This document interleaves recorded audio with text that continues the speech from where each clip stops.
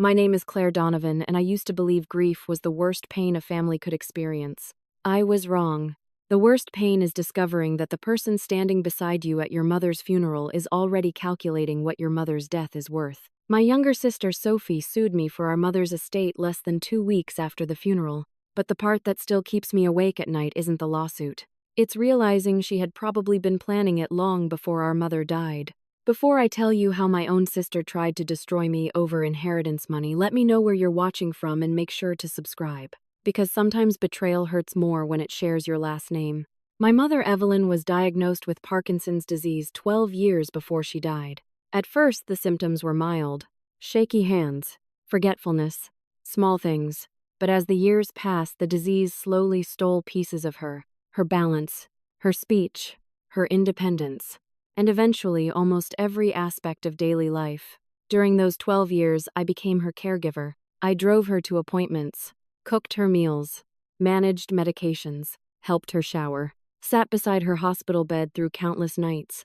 Meanwhile, my younger sister Sophie lived in California. She visited occasionally, usually holidays, sometimes birthdays, always briefly. To be fair, Sophie and I were never close. Even as children, we were opposites. I stayed home. She chased excitement. I became a nurse. She worked in luxury sales. I built stability. She chased status. Mom loved us both equally. At least she tried to. But as her illness worsened, reality became impossible to ignore. I was the one there, not Sophie. 3 years before Mom passed away, Sophie suddenly started showing more interest in the family. At first I thought maybe guilt had finally caught up to her. Then the questions started. Questions about Mom's finances, her will, the house, investment accounts. One night after dinner, Sophie casually asked, "So what exactly happens to the property when Mom dies?" I remember nearly dropping my fork. Mom was still alive, still sitting at the table beside us. But Sophie spoke about her death like it was a business transaction. Mom quietly changed the subject. Later that evening, she pulled me aside. "Your sister scares me sometimes," she whispered. I tried defending Sophie. "She's just practical." But deep down, I already knew better. As Mom's condition declined further, Sophie's visits became strangely strategic. Whenever lawyers were mentioned, she suddenly appeared. Whenever medical updates involved paperwork, she called constantly. One afternoon, I walked into Mom's room and overheard Sophie saying, "You should make sure everything's divided fairly." Fairly. The word sounded ugly coming from her, especially after 12 years of absence. 6 months before Mom died, she updated her will. I actually encouraged her to divide things however she wanted. I didn't care about money. I cared about peace. But Mom surprised me. She left me the house. Not because she loved Sophie less, but because, in her own words, Claire already sacrificed half her life taking care of me. The rest of the assets were divided equally. Savings, jewelry, investments, everything else. Mom passed away quietly on a rainy October morning. I held her hand as she took her final breath. Sophie arrived 3 hours later, wearing designer sunglasses and carrying luggage expensive enough to cover most people's rent. She cried beautifully, too beautifully, almost like performance.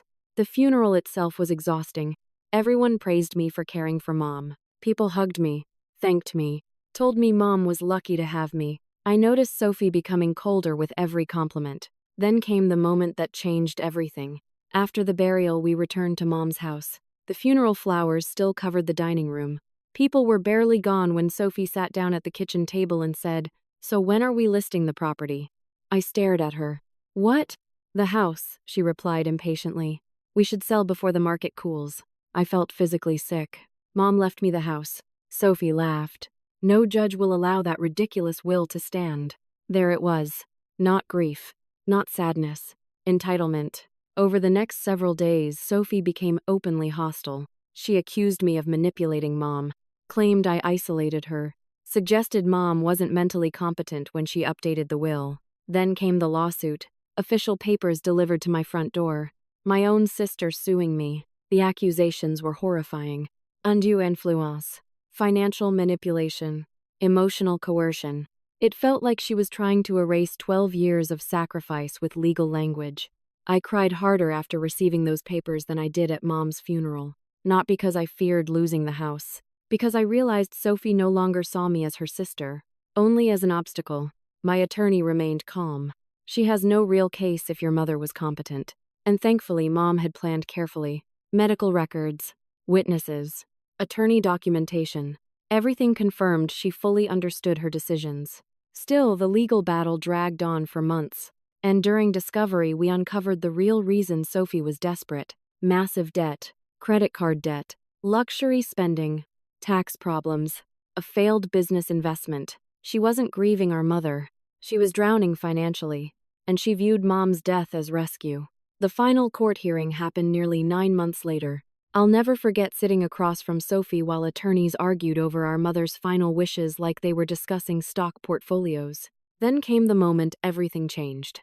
Mom's attorney introduced video footage recorded the day she signed the updated will. In the video, Mom looked directly at the camera and said, "I'm leaving the house to Claire because she gave up years of her life to care for me with love and dignity.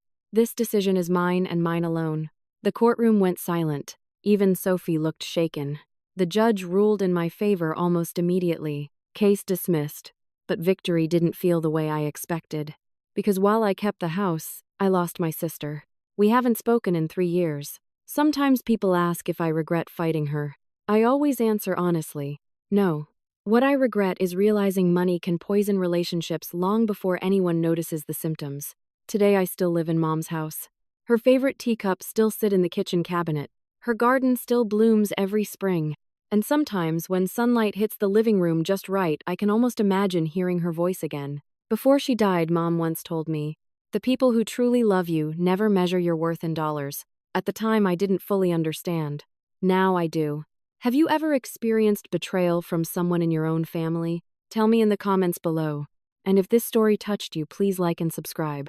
Because sometimes the hardest lessons in life come from the people we thought would always stand beside us.